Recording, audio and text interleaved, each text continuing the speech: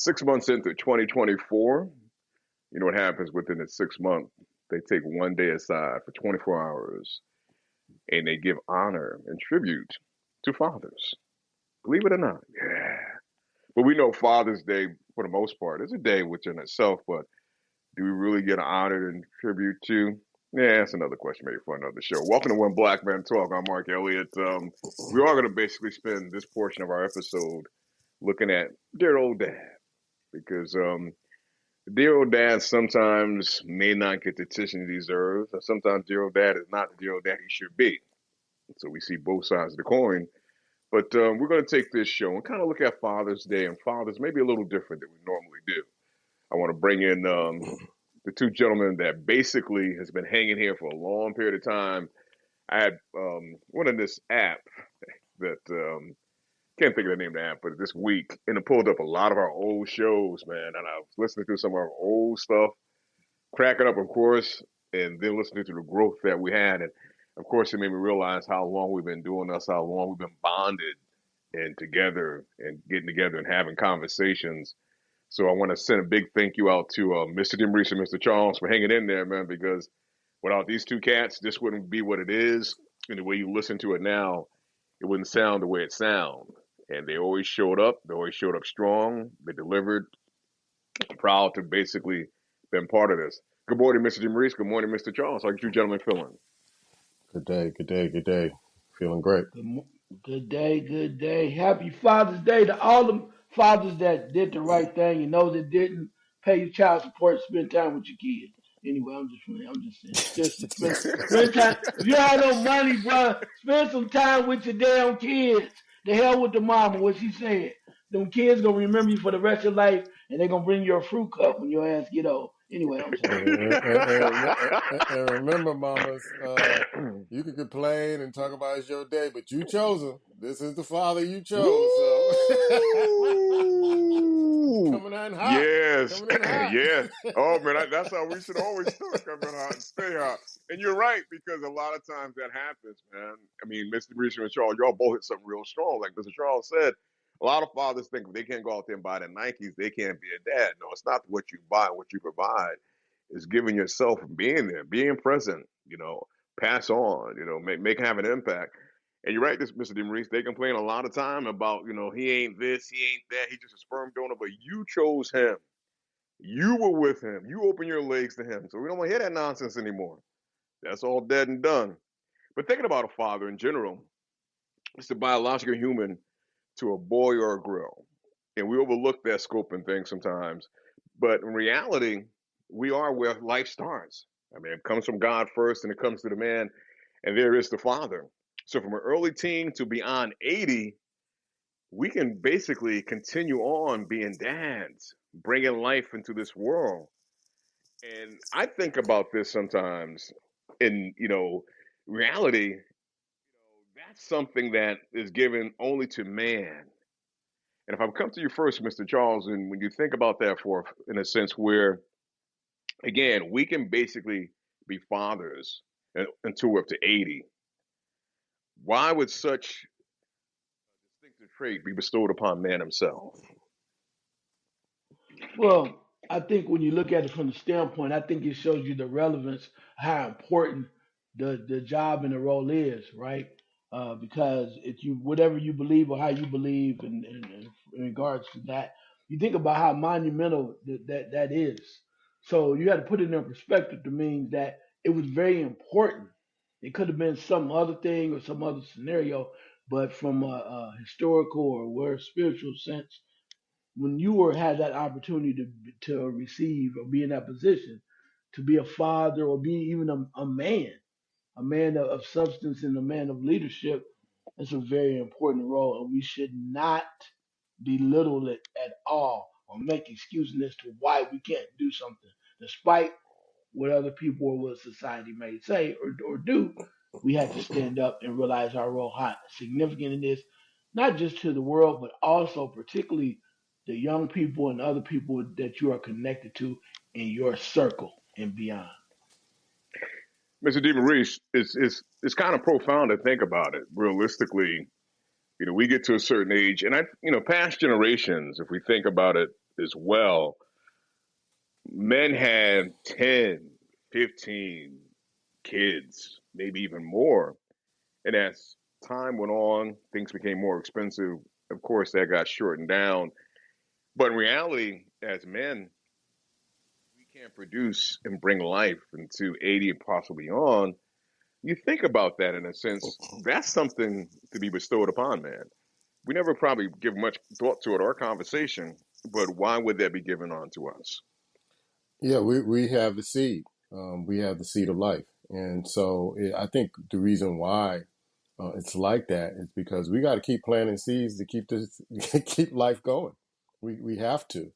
Because women get to a certain point where they get hit menopause and they're not able to have children. And so I've heard some women say, yeah, the factory's closed and ain't no more products coming out of this body. But men have to continue to plant seeds to make sure that this thing called life keeps going. And I think that in the divine order, it was set that way because of the way the women's bodies work. They really can't keep going on at that particular time because I read and heard a lot of stories, and I always loved watching the miracle of birth. And they say women come very close to death when they're having children. And for those women who had, our grandmothers who had like 10, 12, 13, I mean, coming that close to death that many times, it takes a toll on the body. So they're not able to biologically kind of continue on until the 50s, 60s, and 70s. Some women do, but most women don't. But to continue this thing called life, we were given a responsibility. Look at Robert De Niro. He's in his 80s still having children, and he ain't slowing down. He ain't slowing down. Next year he'll probably have another one. And it's to keep life going, to keep generations going, to keep this thing we call life going. And I think we've been bestowed with that gift. And hey, if you still got it, flaunt it. I'm waiting for a day from Pop to say, "Hey man, you got a little brother coming," and I ain't even gonna be surprised. That means I gotta take care of him. Oh, That rascal, good Lord. yes. It's interesting because you two gentlemen hit it really where it needs to be hit because reality, it's been bestowed on us because we're out to maintain and produce life. We really are. And we're given an opportunity until we're no longer here to do such, if you think about it. I mean, we're chosen to basically bring forth life and to populate the earth, the world, which is kind of interesting also is because you touched on it a little bit, Mr. Maurice, when you said about, they can after menopause, they hit menopause at a certain period. But think about this in a vacuum. Realistically, you're with a woman and she has menopause and she can no longer have. But you're a man, in a sense, you spoke of Robert De Niro, and you can still go on for quite a few years. It's interesting how life is where that becomes that part of man is cut off in a sense. And you wonder or can think, was that the grand plan or that's just how things turned out to be? Your response to it, Mr. DeMaurice. I think because if you look at, I was talking to Charles about this the other day. I think it was Charles. But women outnumber us almost like 10 to 1 in certain areas. I know in Chicago, it's like it may be over 10 to 1. So it gives you kind of a sense that I'm not gonna kind of promote having more than one wife and all that other stuff. But if you look at human behavior and you look at how people have had like a wife and then they had a mistress and then they had children, it's almost like it was kind of made that way in order to keep repopulating the earth. It was almost like, and if you're at 10 to 1, there's some women are going to be left out if they get married to one man. So it's almost like it's designed to do that, and it's really kind of crazy how we try to make all these laws and policies to kind of regulate certain things, but life is going to be life, and human behavior is going to be human behavior, and men are going to be attracted to more than one woman. So it just keeps moving right along. I know I have a brother who we don't share the same mother. I know other folks have, fathers who have, populated and planted their seeds in multiple women and have, I don't like the word half sister or half brothers, but it just seems like no matter what the laws and policies say, no matter what the punishment is, human behavior is going to be human behavior. You have some cities, some states and areas where you have 10 to 1, 5 to 1. So something has to give at that particular point. And so I know we get a bad rap for, sleeping around and all that other stuff. But there's something in a man's nature that's like, okay, I got to do this. I can't resist this. And so I have to think it's in our biological makeup to say, okay, we have to procreate. We have to. We were meant to plant these seeds, and damn it, we're gonna do it. Hypocrite, we're gonna do it. This is what I was made for. Oh, I'm just being a man, I'm but just being a man. I'm only a man. that's it. I'm Only a only a man. man.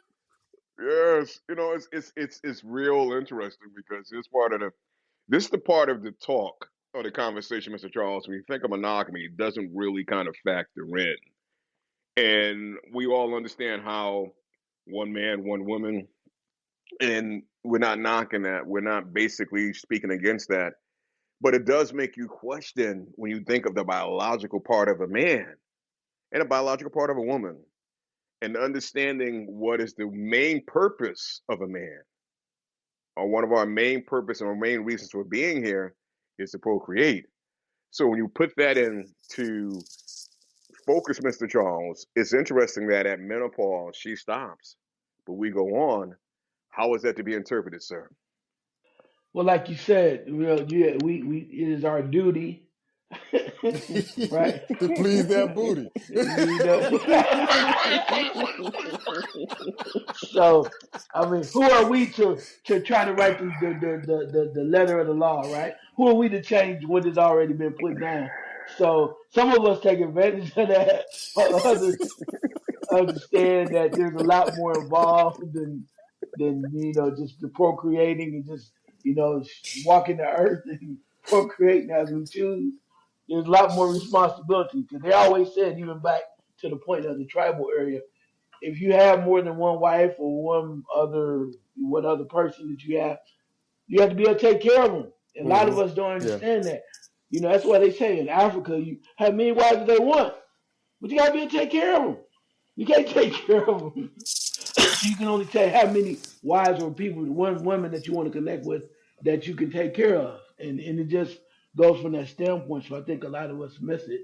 But I always listen to songs and music and certain things speak, man. This is one of my favorite songs. Always was, and it makes sense. And it's by the SOS band, just the way you like it. And Mary, the lead singer, and the song says, "I'll be your number one. You can still have your fun. Whenever you need love, I will give it to you just the way you like it. You can keep your other girls Mm, mm, until mm, you mm. settle down. Whenever you get bored, I will give it to you just the way you like it. Go on, Mary." Church, church. Yeah, I see why that song was a hit, man. Why it's a classic, basically, because those are some strong lyrics right there, Mr. Charles. And realistically, even kind of piggyback this with having kids, and you spoke earlier about basically not buying or buying. We talked about that, but even with kids, man, if you're gonna have kids and so many, bro, you gotta be able to handle that. You gotta be able to handle your business when it comes to that. Be able to make sure those kids are tended to, not only financially, mentally, emotionally, cared for, loved. And if you can't be doing that, if you can't handle that, then you should be having all the kids. Realistically, getting back to this focus here, it's like I think in reality, society society will come and say, yes, you take one woman, have family, and I'm not saying that's not workable how it's supposed to be, but if you look at biologically the way things created, you would have to question that and wonder. Man is here to procreate and should be able to, and if he is going to do such, spoken to two wives and that nature, yeah, you have to be able to tend to. Just to be able to do it and call yourself a man, pump, beat your chest doesn't make you a man. But if you're going to have such, you're going to do such, you have to be able to care for both. I couldn't imagine in reality the mentality of having two wives, because I'm sure one wife is a headache. If you have two or three, I can't imagine. I think my head would explode. Are you enjoying this episode? Have you ever thought about creating your own episode? Like owning your own podcast? What are you waiting for? Get started at podup.com. We're one of the sponsors of this podcast, and we'd love to someday sponsor yours. Starting as easy as creating an account at podup.com today. PodUp has everything you need to run a full professional show. PodUp has over 35 different tools with AI integration to further help you succeed. Create a free starters account or get a paid account for 15% off with the code WhenBlackMenTalk15. So check out PodUp.com, or if you want to start a podcast that's done for you, where you pay an agency to do all your website, social media, and editing work, check out PodAllies.com. Pod Allies is the agency run by folks that literally built the Pod Up podcasting software. Get started with them at podillies.com. Get 15% off when you sign up today for Pod Up or Pod Allies with code WhenBlackMenTalk15. We can't wait to create and launch your podcast. Gentlemen, it is Father's Day. And happy Father's Day to the fathers out there. I'm going to say that's doing it right. Because if you're a father, you stepped into it, it's been bestowed upon us. You basically, as Mr. Reese spoke about earlier, she chose them. In reality, you chose her as well. So you basically came to the point where you and her got together, had sexual intercourse, and a baby was come out of that. You have responsibility, bro. Handle your business, handle your responsibility. No matter how crazy she is, no matter whatever the case may be, that doesn't relieve you from being a dad. Step up, do the right thing. I remember years ago when my first child, I was 16, 17. I've been a father for a long period of time. And just when my daughter was born, and I never said this to anyone else. It was so funny how I said it to my grandfather. But my grandfather had called the house, and I picked up the phone. He said, "Hey, I got myself a new great, he said, great granddaughter." I said, "Yeah." He said, I said, "I don't know, Grandpa." I said, "Maybe she's not." He said, "Wait a minute, let me ask you a question. He said, "Did you put your thing inside her thing?" I said, "Yeah, Grandpa." He said, "Then it's your child. Stop talking about that."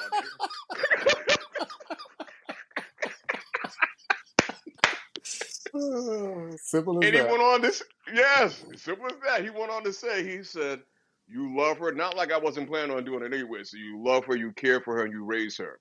That's your child." And it's funny because even to that point of saying that to him, almost saying, I never thought different. I felt it was, and I never thought I wasn't going to. And I don't know why for that split second that came out of my mouth, but I love the fact that it came out with him and how he handled it. How he basically smacked me, for that split second, he smacked me back in reality. You're a father now. Based on who I am, how it's brought you here, you're a father, you continue this on. And I think a lot of times we don't look at the lineage of coming down that way from our grandfathers, our ancestors. The realistic is what they've been through. Ain't no way in hell we as black men should not be the best fucking fathers we should be or could be.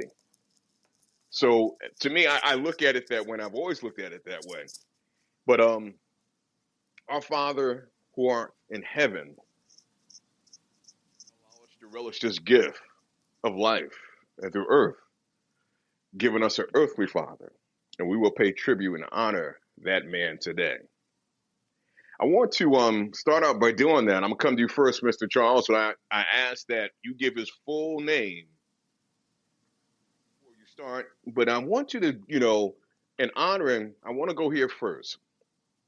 I want to share a moment that you felt with your dad. It was a heartfelt moment, something that at the time when you two was engaged in it, it touched your heart. Because we all got great things to say about our dad. We got some things we not be happy to say about our dad. But to me, those moments where you had that connection with your father, where you felt it in your heart, man, that lives on for eternity. Mr. Charles, your turn, sir. No doubt. Appreciate it. He's gonna be mad as hell for me saying this, but rest in peace, Pop. Nathaniel Samuel Farmer Jr. My dad hated his name. He just wanted to be Nathan, but he was Nathaniel Samuel Farmer Jr. So I apologize. Don't come for me, bro. For real.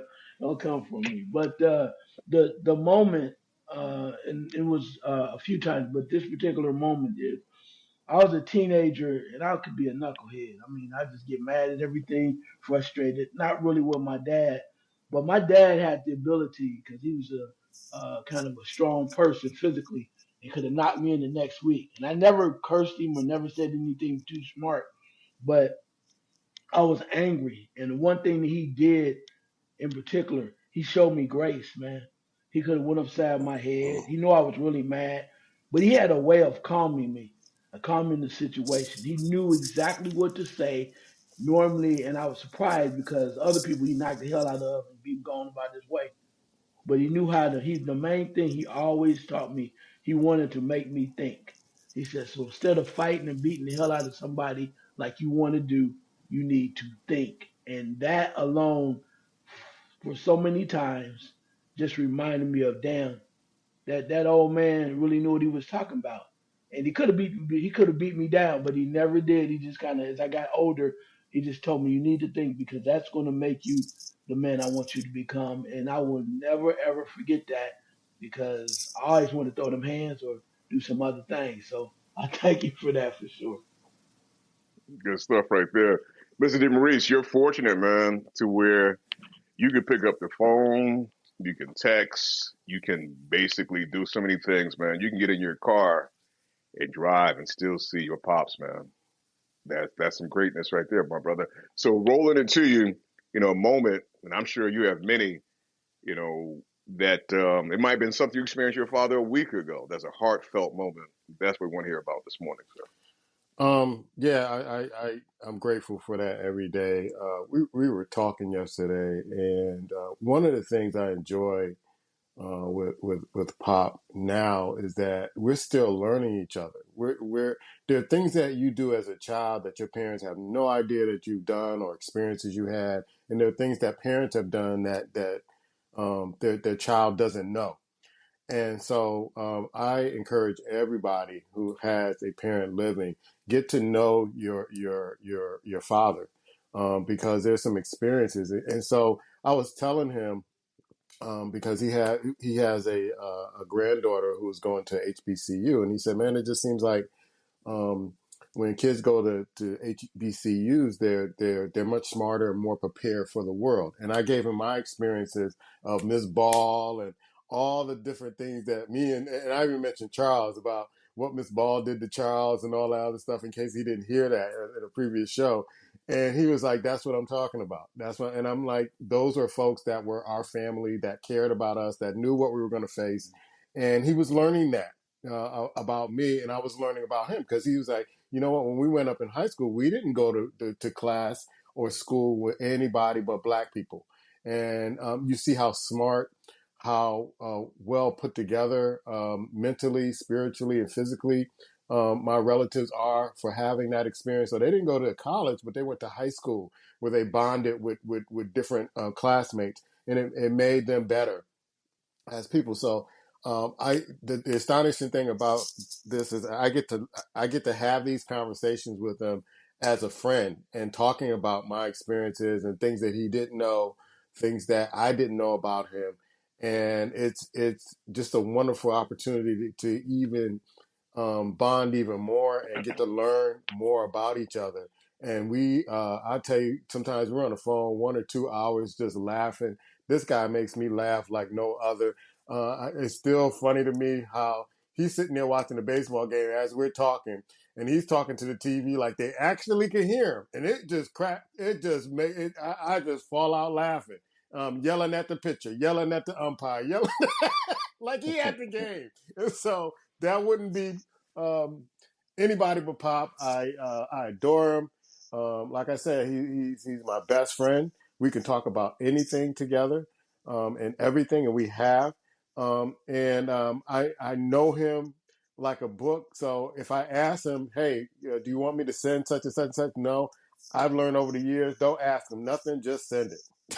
Because he's going to refuse it. Because every phone call I say, hey, you need anything? No, no, no. I even set up a bank account at his same bank, and I said, "Man, and I usually try to give him money when I have some money to give." And I'm saying, I'm just going to throw it in your account. I'm not going to ask you anymore, because I don't want him to want for anything. Or it's almost like I've turned into the parent in some respect. I don't want him to worry or want for anything. He's 81 right now, and I want it to be easy breezy. Even though he stays busy, he has a little part time that he loves to keep. Not because he needs the money, he just wants to keep busy. He takes care of his older siblings, going around making sure they're good. Anybody in the family, he was up at my sister's in Jacksonville, and just driving down the road, 81 years old. If you're around him, you don't think he's 81. The way he kind of moves and the way he does things. So I'm very grateful to still have him, and I learned so much from him. And I'm hopefully that he's learning things from me also. Yeah, 81. That's beautiful, man. Good stuff. It's interesting because from time to time, I reach out to your pops, who happens to be my uncle, and I'm always amazed. Over the years, we always tease each other. Oh my goodness, man! No more the laughter. So when I call your pops now, it's so funny. It's always the same mode before we really get into it. I start talking to him. He go, uh-huh. He Yeah. waiting for me to throw that. He waiting. Uh-huh. I hear Counterpunching. him. Counterpunching. Yeah. He wait. He just waiting for it to come. He's sitting waits. Oh man, I love it. I love it, man. Once I throw the first jab, he's ready to go. He's ready to go, man.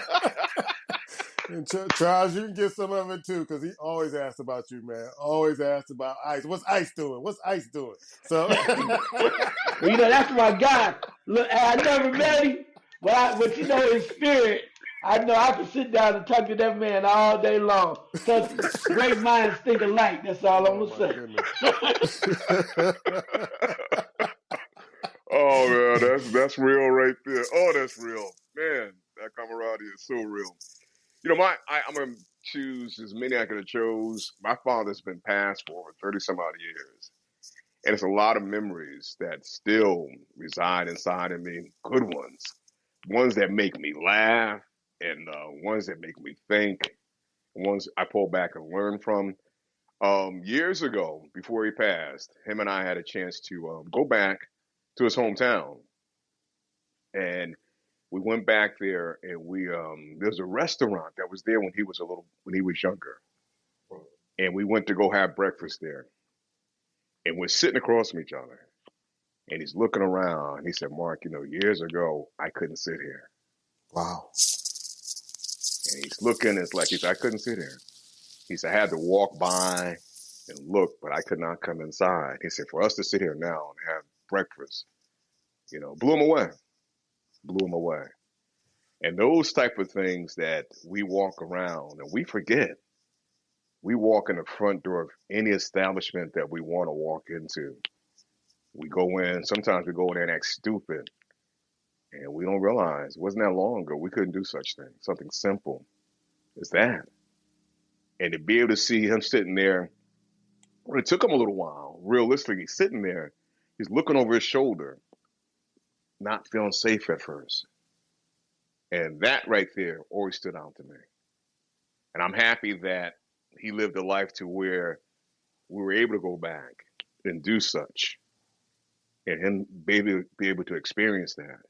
Imagine what he felt walking past there daily, knowing he wasn't welcome, and realistically, with carrying that, and then someday starting a family, being a man, was being bestowed upon him, starting a family, and handling all that, and carrying all that inside.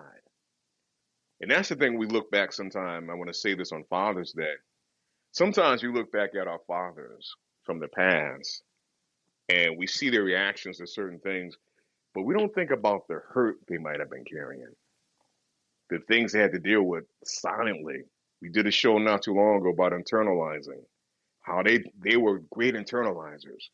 And a lot of the stuff that they dealt with came out through alcoholism, came out through verbal and physical abuse when it shouldn't have, but it did. And we don't really kind of put that into the lineage, the tree of who they were and who they are. And I think sometimes we should. I don't. Sometimes I know we should. To see and understand a person, sometimes you have to put their shoes on and walk in their shoes. And a lot of times we won't want to do that. We just want to kind of see them who they are. So today on Father's Day, hopefully our minds open up to that just a little bit more and we think about it. I'm gonna come back to you, Mr. DeMaurice, because sometimes we have things within us that we live on a daily basis, and for that split second, you go, "Damn, I'm like my father." So it's got to be some things, man, that register with you that reminds you, you're your father's son. Oh, everything I do now, man. How my father's very engaging with folks. Folks love to talk with him and tease him and just have a good time and laughter. And he obliges folks. He goes around and he tries to make things better for people and leave it better than he found it. And I notice that I do that a lot. Very caring person, a person of sometimes just few words, but when he does speak, it's very very on point and just witty and smart and loves to make people laugh, loves to make people laugh, and just very charming. I've watched my father all these years, and he's just a very, very charming man. And sometimes I will say things to people or say things to women, especially, and you could just see them blush. And I've seen my father do that a lot. I've seen him do that a lot. Not trying to be flirtatious, but saying things in a way to make people feel better about themselves at that particular moment. And I can't tell you how many women I've run into down there who say, "Boy, if I was a little older and your father was a little younger, or if I wasn't married to so and so, I'd be all over your daddy." It's because of that calming and charming nature that he has, and I think I still have some development to go into that. But that's one of the things. The way he kind of just looks at different things. I was talking to my daughter yesterday, and I was talking to her, and I'm like, "Man, I sound just like my father." About certain issues she was talking about, certain things she was talking about, how she was we were going back and forth and kind of laughing about certain things that she was doing and things that she's learning about. And I had the same mannerisms because we did do FaceTime. I had the same mannerisms, and it's almost like the things that was coming out of my mouth was his words and what he would say at that particular time. They weren't my own. It was like, this is what he put in me, and then it just came out just naturally. So every day in almost every situation, it's like, man, you get to a point sometimes when you're a teenager, like, man, I don't want to be nothing like him. I don't want to be my own man, blah, blah, blah, blah, blah. You see a lot of the flaws.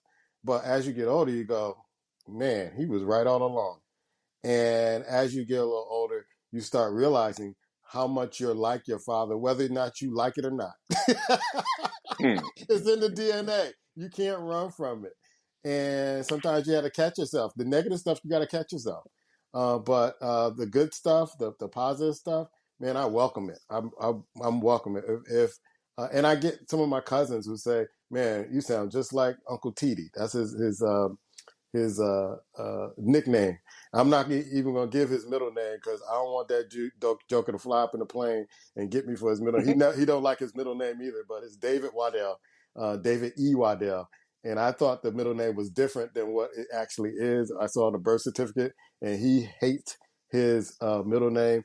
And I'll give you a hint. His middle name is a name of a character in the Bugs Bunny. Bugs Bunny.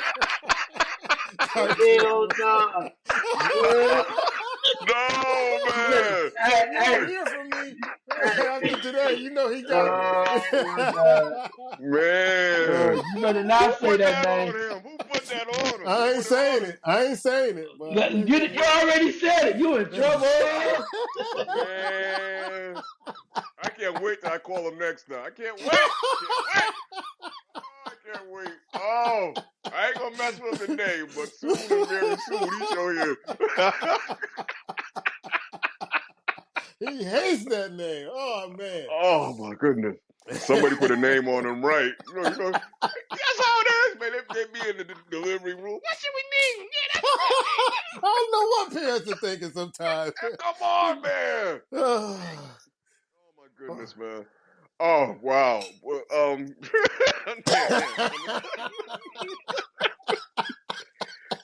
ladies and gentlemen, this is when black men talk. We get together and we have conversations. What's more better than this? Really, in reality, what is more better than this? Basically, sharing our past experiences, sharing our thoughts, being vulnerable, opening up and not being afraid to say what needs to be said, not running away from it.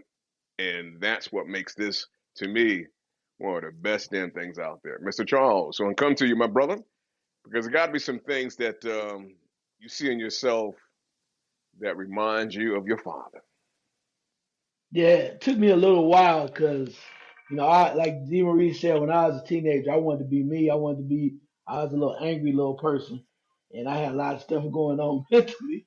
But I don't want to be like him. I don't want to be like him. He too nice. He this. He's that. But when I come to realize as I grew and matured as a man, there's several things that I understood I was becoming just like him, and I accepted who I was with him, and I never forget that. So with that being said, my dad was very compassionate to others, man, particularly women. As DeMarie said, he had a way with the women, and also children, man. Kids love my father. I mean, love my father. My father, because he was trying to give me a fun childhood, he would do fun things, take you to, like, one of my cousins that just passed. He used to take the two of us down to a cartoon festival, man. We watched cartoons for 4 hours straight, bro, on a big screen, and that was just great, and it was amazing. That's what children are supposed to enjoy life. And he made sure that kids were really happy. So all the children in our families and surrounding people that he knew loved my dad. That's who he was. So I try to have that compassion too. I'm starting to develop it. I have to, and some of the children in my family understand how I come at them correct in a certain kind of way. The other thing too would be his work ethic, man. My dad worked in a foundry. He's a blue collar worker. He never. Only time I knew my dad missed work is when I think he had to get some dentures, bro. Other than that, no cold, no. Oh, I got the flu. I don't feel good today. I'm mad at my boss. No, sir. My dad was on the line, bro. He was on the line, and I used to always think about that. And when I go to work or do certain things, I've accepted the task of having the same work ethic. And finally, the other thing would be too, despite being in the foundry, despite working real hard, I mean, putting in real grown man work, as I say, when he would come home in the evening, he would read books, man. He had a vocabulary that was amazing with a 10th grade education. So he had a strong intellect and a thirst for knowledge, and he made me basically kind of helped me develop that on my own by reading and whatnot. And to this day, it's something I can't stop wanting to do. I want to learn. I want to understand more about things, and maybe that's why I went into journalism, because I just want to understand how things work and be able to discuss them in the appropriate time, in the appropriate manner. Uh, it's interesting because that work ethic is something. I remember younger, my father worked at Winchester in Connecticut. Winchester basically made guns, rifles. And man, my father was about it, man. Get up in the morning. His shift was 7 to 3. It's like he got up in the morning with ease, like, was no big deal, and was there to his time to work and coming home. And was good about it, was there. Very caring with the family, making sure the family had what it needs. He may not participate in a lot of things, but he'll make sure if you needed something, you had it. If you had a place to be, he was going to make sure he was there. If something you wanted to do, he was going to facilitate to make sure he was able to do such. But going back to the work ethic, I'll go back to that first because I was like, man, he's been there for a while, and he would speak of happiness working there. He never really kind of came home and complained about, some place I don't want to be. He would talk about, how he did his job and took delight in it. And part of me liked that, and part of me is like, man, I don't want to be in a job like that for a long period of time and do that type of stuff. Man, I can see myself working a job for a year or two, and I'm gonna do something else. That was my mentality. And lo and behold, I ran into a job that was placed and given opportunity to work a job. And it took me a while when I started this job to really kind of mentally get into it. I remember asking God, how did I end up here? This is so much different than what I really wanted to be doing. So much different than what I saw myself doing my creative skills. I felt like they weren't being utilized. And, quietly, nothing came back. And I kind of developed in. And 30 years later, I'm at that same spot. And I look back now and I see how beneficial that spot has been for me, my children. Give them platforms and the same things that my father was able to do, be attentive, care, move into, help, supportive. Being from Winchester, I was able to do basically being there for 30 years. Horace Benjamin Simmons, if I didn't say the name before, is the name. And wow, I look at that and I'm like, man, who would have basically, I mean, there's other things I could tie into my dad, but that's one of the things that kind of unbeknown to me, I kind of tied right into. And it's interesting because that example of him basically getting up and going to work at 7, man, my job has me going to work sometimes in the past 3 o'clock in the morning. 4, I would get up with ease, not thinking about it. I'm not getting up cussing, throwing the alarm clock, being mad to go. No, I was ready to go get it, ready to go at it. Where did I get that from? How did that come in the side of me? His DNA. Walking around 5 days a week, seeing him doing it, not complaining. Come home basically, and I've always been, and I learned this from my father. In essence, basically, work stayed at work. When I worked, it was there. When I came home, the last thing I want to think about is work. He was a little different than that, but I'm saying that when I came home, I didn't bring work home, and I didn't bring home to work. I kept them separate. So when I left the house to go work, that was that. When I came home, that was something totally different. But that part of it, and he was one. I looked at it too when I was younger. If my friends and I wanted to go do something, my father was happy to take us there. He may not come out and participate, but he would basically take us there, either hang out for a little bit. And it seemed to me he would have a joy in doing such. And I looked at my son when he was younger, how one of his friends sometimes wanted to go. I did the same thing. Basically, I was a transport. I was the Uber. I was the Lyft. And it gave me joy. And it got to the point where some of the other families kind of started relying on me doing such. They wouldn't come pick up their sons. He'll bring them home. And I'm like, wait a minute, what's going on with this? But I didn't mind. I didn't mind. A lot of that I tie back to my dad. Mr. Charles, I'm gonna come back to you with this because there's some things that about your father that basically you might be different than. And if you have some of those things, I'd like for you to share with us, sir. Wow, that's crazy. I started thinking about that. I was like, uh-oh, no. So, one of the things that is really why I'm different, and maybe because experiences, DeMaurice mentioned about how his dad was with the ladies. Man, my dad, woo, Lord have mercy. They would have been buddies. They would have been hanging out, laughing and joking and coming up with the next scheme. They kind of, yeah, yeah, Joanne. I could just imagine that conversation. But my dad, man, he had no problem with commitment. My dad was married a number of times, and women loved him. So if he liked somebody or they kind of whatever it was, it would not be a surprise for him to go like, I think I'm getting married. What? I'm getting married next week. What the hell? Daddy, we don't even know that woman. You know what? I like her. She like me. We feel very comfortable together. We're very compatible. She gonna make a good stepmama for you too. I'm like, Daddy, I'm done. I don't need no more stepmamas. Just get your wife. Find out who your wife is. So from that standpoint, I will say I mean, some people might call it fear of commitment, and quite the contrary. I'm just very selective in who the hell I roll with. That's all. Not saying he wasn't, but he loved the women. They loved him. The other thing too, you mentioned earlier, Mark, is about the humility, man. My dad also grew up in the time of Jim Crow down in Florida. And I asked him one time about that, and I said, "How come you're not angry? You're not angry at the people or their predecessors or whatnot?" And I was like, "You should just be hostile and just want to just knock the hell out of somebody." And he says, "No, that's not what it is." And he says, "If I'm not angry at these individuals and their their families afterwards, how can you be?" And it changed my life when he said that because I'm thinking these motherfuckers ain't right. They've been doing it. Their kids ain't shit. All these mother they think they're all privileged and all. And I was so angry. But he said you have to look at people as individuals, and not judge them.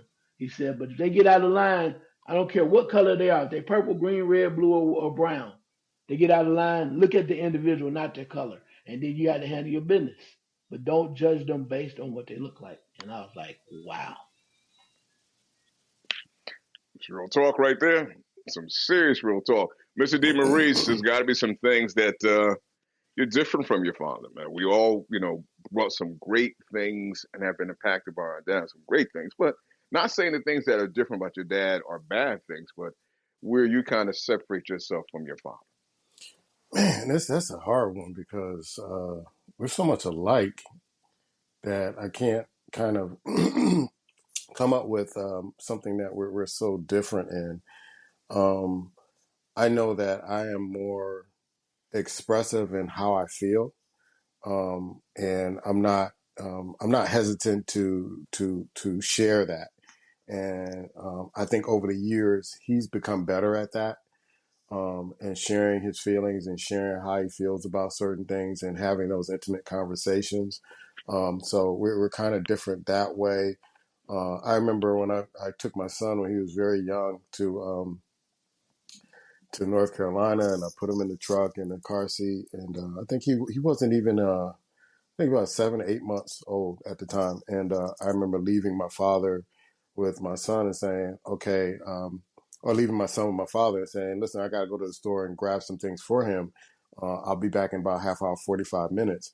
And I left and I came back, and the house was humming. The house was humming. It was smelling. It was smelling. And my son is in his bouncy seat, and my father just sitting there watching TV. And I'm like, "Man, did you check and see if he, he needed to be the diaper change?" He's like, "Man, I don't do that stuff." So I knew right then and there we were different. And I don't touch that mess. So, but he loves children. But Oh, he's like, when they're too little, and I was different that way. The only other thing I can think of is sports teams. We never kind of, got on the same page with sports teams. If he liked one team, I like the arch rival of the other team. It was always like that. It's always like that. So that made it fun in the house, trash talking, going back and forth, and what your Yankees doing, what your Steelers doing, what the Giants doing. Every team was the mhm. opposite, and so it was very young when I figured that out. Like, man, me and Pop don't like the same team. It would have been fun if we liked the same team. We could pat each other on the back, but it was never that way. It was always a fun, confrontational kind of debate going back and forth, and it lasted for years. And in that respect, I like that because I was able to see another side of him, joking, laughing, needling him needling me. So we always kind of, had that, and I think that was, even if that was different, it was good. It was a good different because it made for more fun and more engagement. I'm listening to you, man. I realize part of the reason why I've never been a fan of the Dallas Cowboys is because of your Yeah. pops, man, and because your pops. Oh, when they were doing well, oh, you can't stand to be in the house with them. Oh, No. oh man, I realize that part of the reason why. It's interesting when I think about my father, and I'm different in some areas, and they're all, good areas. My father was a straight shooter, but he wasn't a straight shooter in forms of communication. Meaning that if he was going to be a straight shooter, he kind of basically handle a situation and go about it and deal with it. Where I'm going to be a straight shooter, I'm going to handle it, but I'm going to communicate about it. I'm not going to leave you to think, why I'm doing something. I'm going to do it and allow you to understand. I'm going to verbalize it. I'm going to speak right to the point. So that is one way I am like him, and I'm a little different. And I look at my father too in certain situations, even, being with um, my mother in a sense, even when it wasn't healthy for him, he kind of just rolled along with it. I don't have that in my DNA. Mm. I just don't. I don't have that. When it's not right, it's not healthy. I'm gone. I'm done. I'm able to basically pull myself up and go, this is not good for me. And maybe the reason I am that way is because I saw that he wasn't that way, and I looked at it and realized that's not the way to be. Um, Another great way. I shouldn't say great way, but my father had a way of paying his bills early. Let's say if his bill was to be paid on the 25th, my father, he got the bill on the 5th. My father paying it on the 5th. It may not be done to the 25th, but he got the bill in his hand on the 5th. My father paying it when it comes in. That ain't I. That ain't I. If the bill is done on the 25th, do it. You getting it on the 25th. You ain't getting my money no sooner than we basically do. You just ain't doing it. I'm gonna pay you, but that's my father and I don't see eye to eye on that.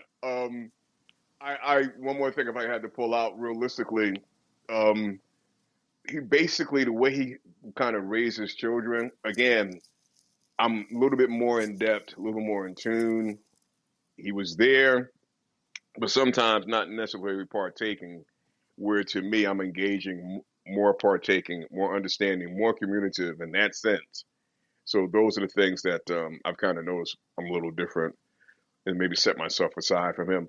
But using the foundation, what he gave, what he showed, what he instilled, and what I look at as being is that I took what he gave to me and I still made it my own, but I made some alterations to make it definitely more personalized to myself. And I'm happy about that. I'm happy that he basically set the foundation. I looked at the table and said, you know what, I can adjust this a little bit. I could do that and I could fine tune it.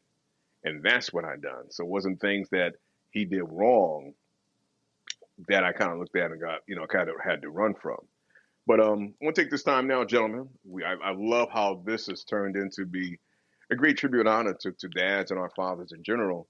And we take this moment now to basically speak to our fathers, speak to them on such a day as Father's Day. And I know we don't have to have the calendar to, tell us when to do such, but being that it is Father's Day and we take this day as around the world to highlight dads, we will do such. Mr. Charles, here's an opportunity, man, to speak to your pops. Wow, deep, bruh. Appreciate it.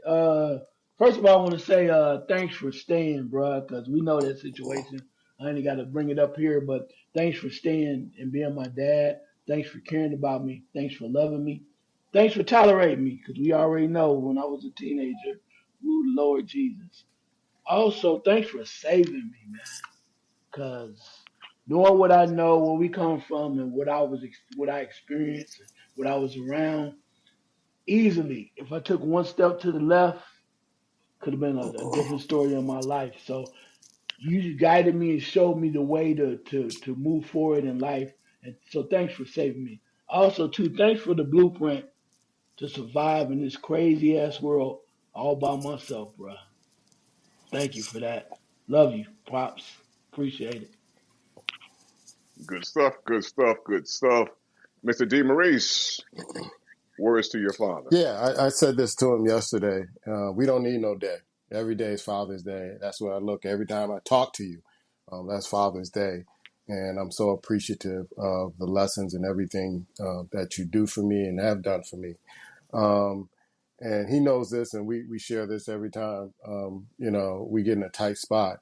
If I got it, you got it. You got it, I got it.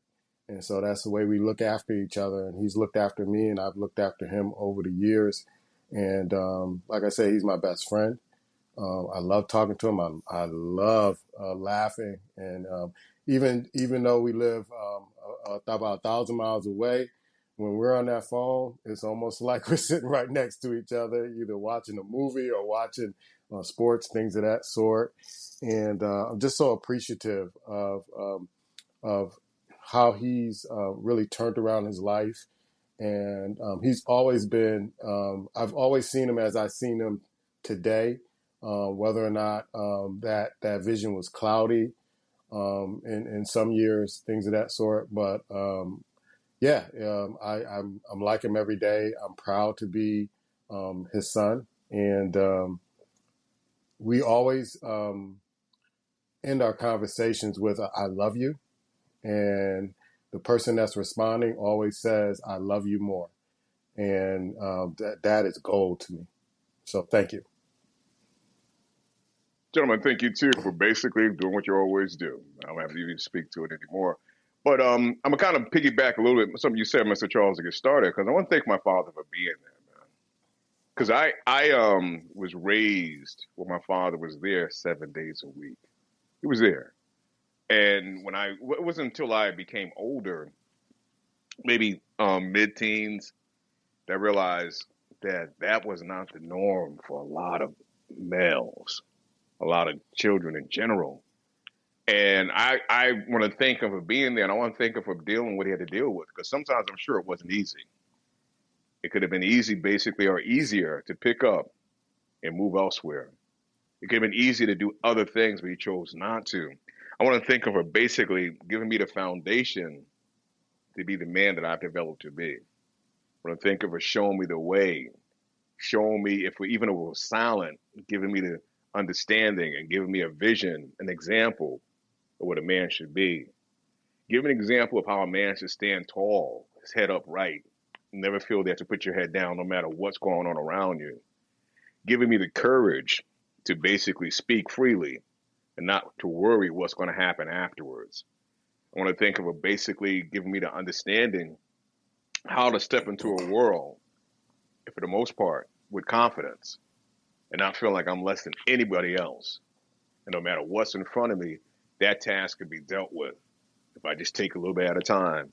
And I want to thank him also for basically allowing me not to feel the feeling of fear. I know God doesn't want us to feel that.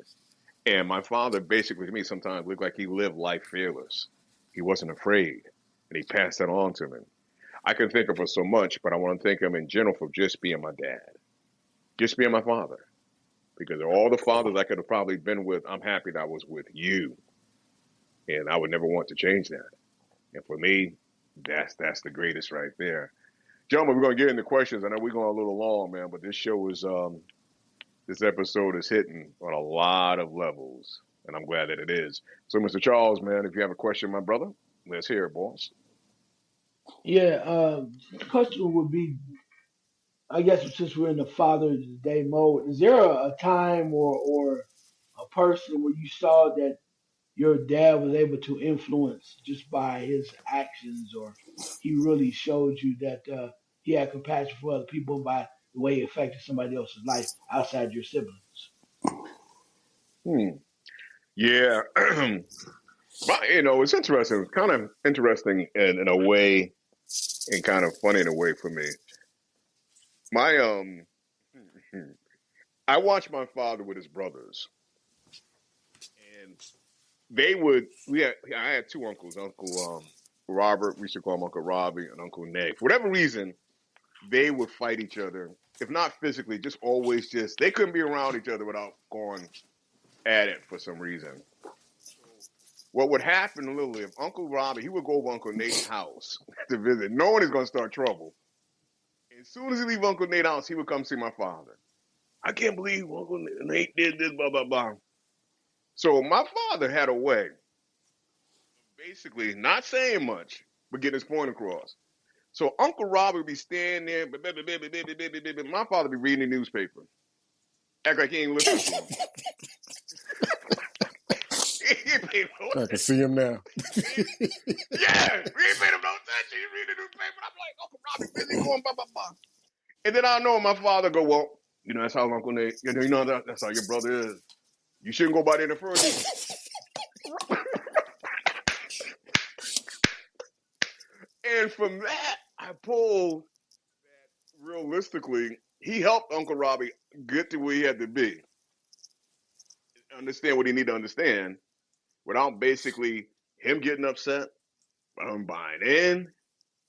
He just said, I'm not going to allow your foolishness to intersect. I mean, Bobby, what I mean, my peace of mind, but I'm going to give you what you need. And to me, that may not seem like a great way of compassion, but I learned a lot from that, man. I cracked up, man. I should crack up. And Uncle Robbie was standing there like, well, damn. But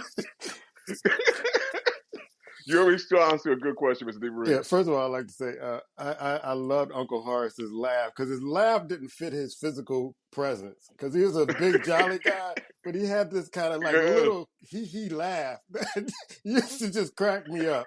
But man, my father, there have been times when I would be out and I would be looking for my friends, and then I would come home. My friends would be sitting there with my dad. Like, what y'all doing here? And I realized over the years that they didn't have their fathers, so they kind of substituted my father for their father. But I see it in some of my cousins who didn't grow up with their fathers. It was like he was a father figure to them.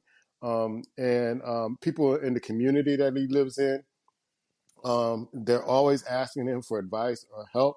Very smart, intelligent man. Went to completed high school, went to the army, and having a conversation with him, you would think that this guy had a PhD, and some of the areas and some of the topics that you talk to him about. And but like I said before, very engaging, and folks just come to him. They're just drawn to him, whether or not he's out there singing and with his gospel group, people are just drawn to him, and you can see how he influences people. And this has been all his life. He has some kind of influence over them where they would come to him, listen to him, and really kind of take his advice, or just say, "Hey, I want to be around you because of how you make me feel." Um, and so I've seen that, and then I've in turn seen that in my own life. How he doesn't ask for help or anything like that. I'm the same way, and I like to make things better than what I found it, and I know I got that from him. Yes, an awesome trait right there, leaving things better than the way you came across it. Awesome trait, man. That that's a trait we all should live by right there. Mr. Charles, good question, my brother. It's your turn to respond. Yeah, one of the things I'll say in particular, I have a real good friend. I've been knowing since sixth grade, and I found out later on. I didn't know this, but when we met, he had his family, mom and dad, and whatnot. And growing up in the neighborhood, we played ball together. He's like one of my best friends now. He told me a story one time that he was adopted, man. And I never knew that until we had had some really good talks. And he told me he was adopted. And he said that, he enjoyed being over at our house. And my father was always nice and was always caring. And, he showed him love. And, we would play baseball. My dad would taught me how to pitch, show him how to play, just showed us a lot of things that young men learn from them. And not saying that the other gentlemen didn't do this, but he said, "Yeah, man." He said, "I loved your dad." He said, "Sometimes when you went to college, like Demi Reed said, I would go down there and visit your dad. I said, hell you doing at my house, man?" He's like, he's like, dude, it was just good talking to your dad because he would give me for advice and perspective on different things. I said, okay, cool. And then he said, "Yeah, I loved your dad." He said, "Man, your dad was my dad, man." I said, "What you saying?" He's like, "Dude, that was my father." Mm. He said, "Because you don't understand our relationship." He said, "You never got mad or anything." He said, "But he just cared so much. I felt like I had such a bond with him and I missed that." And he says, "Your dad was my dad." And I'm like, wow. So that alone, man, just shows you the significance and the bond that not just him, but so many others, but particularly with my guy, that we're brothers to the end, brother, for sure. That's good stuff right there, boss. Real good stuff. D. Maurice, your question. Yeah, man, it's not really a question, but to pay homage to one of my, along with Phyllis Hyman, Angela Bofield passed away at 70. And for me, her and Phyllis Hyman were neck and neck. I mean, I could listen to them back and forth. And I knew she had been sick because I think she had a stroke back in 2008 or something like that.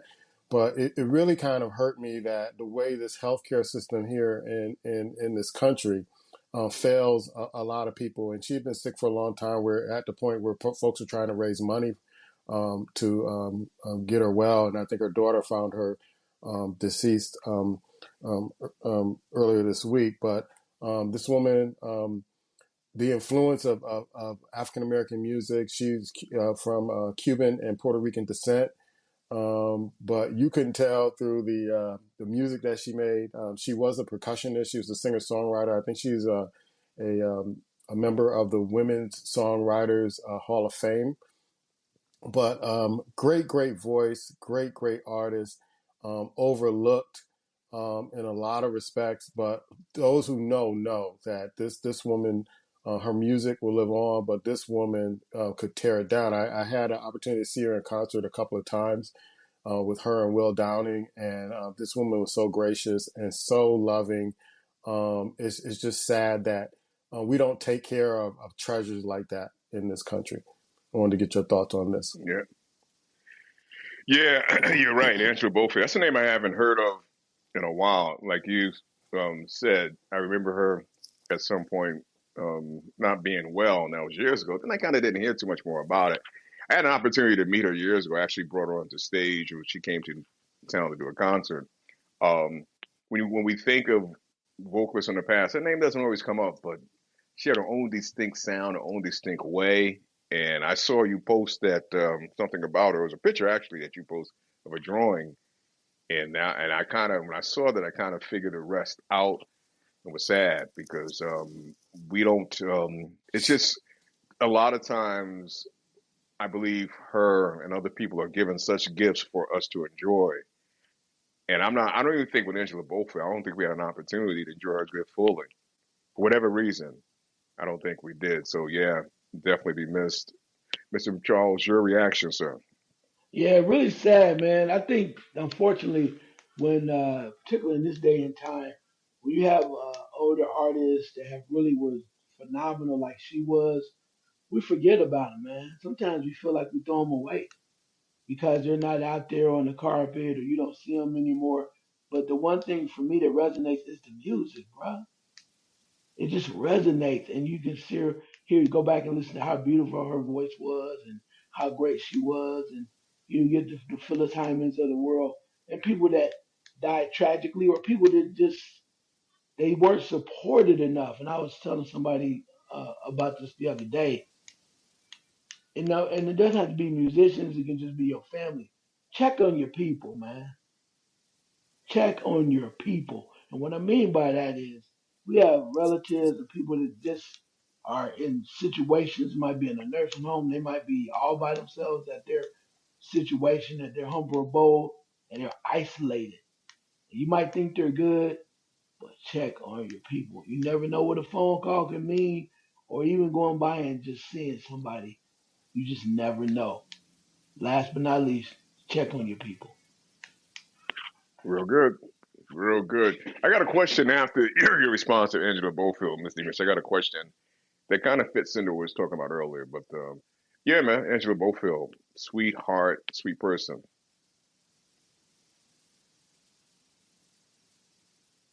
I don't know if you wanted to follow up to that, Mr. Maurice.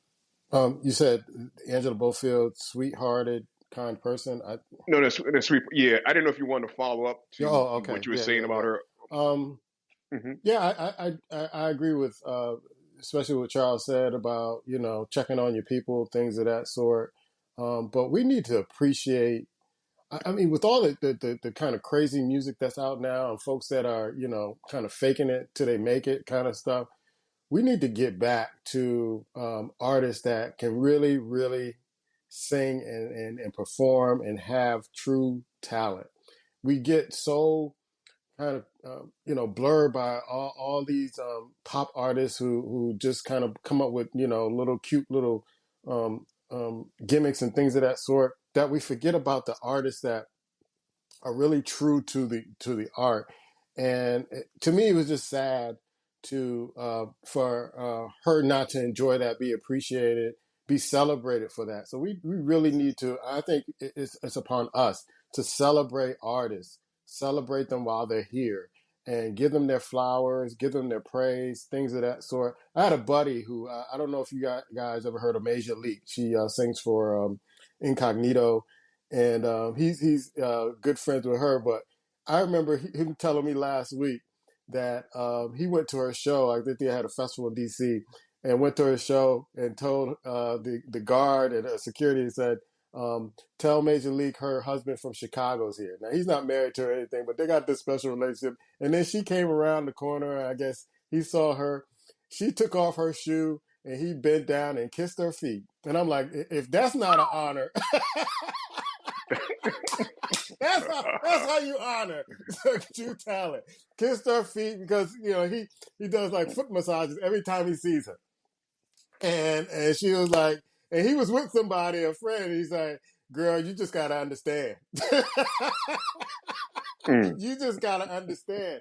And so we need to celebrate these artists and make sure that they know that they are loved, they're appreciated, and that that we hold them in high esteem, for their talent and what God gave them.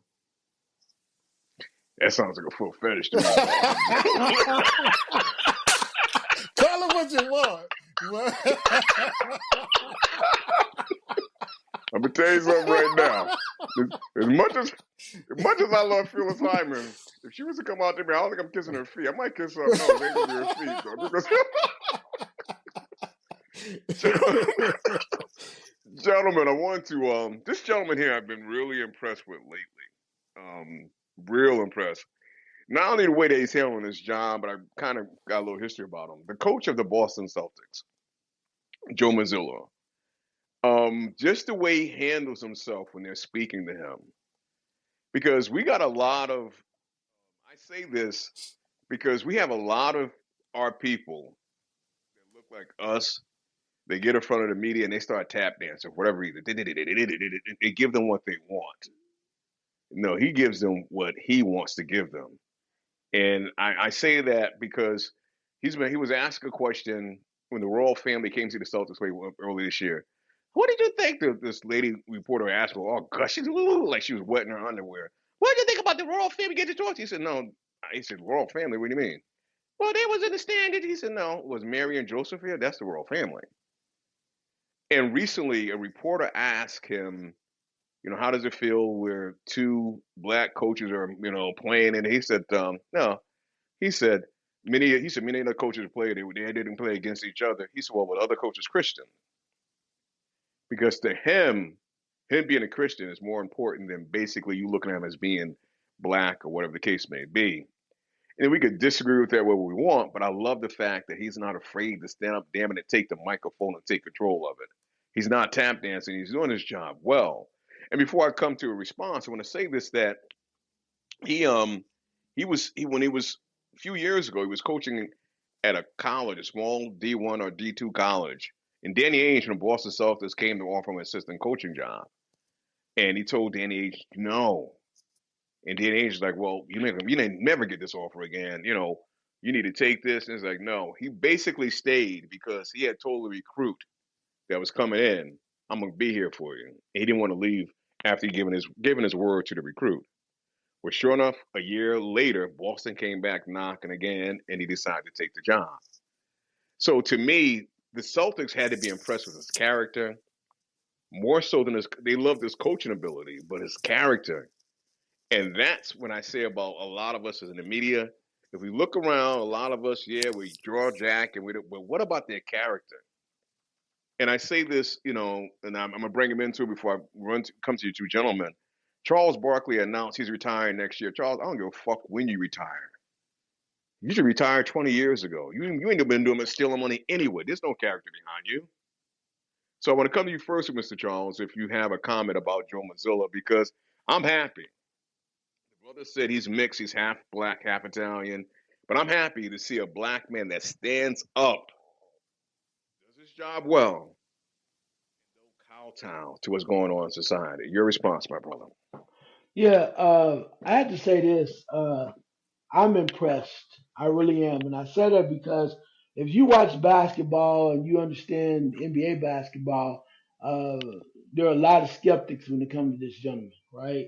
You got to realize that who the gentleman that he replaced, and everybody was really high up on the coach before him, and they thought that Boston would have a major issue trying to replace the previous coach. And he didn't really say anything. Everybody just kept saying everything that he was not, that this other gentleman was. And despite the fact that this man went out on scandal, left because of a scandal, this gentleman Missoula didn't say one word. He just kept going about his business. And for him to now move forward and be to a point where to accomplish something that his predecessor could not, be on the eve of possibly winning a championship, says a lot. And he's his own man. He didn't apologize for that. He's a stand up guy, and that's who he is. And then it's really great for him. I think it's great for him to be able to do this and move forward. And actually, he's going to enjoy the fruits of his labor because he just bided his time, coached his way, and now the Celtics seem like they're going to raise another banner. Says a lot about who he is and his character. I love the fact you said he's his own man. That's what I'm talking about. Because how many of us can look at a man and go, he ain't his own man?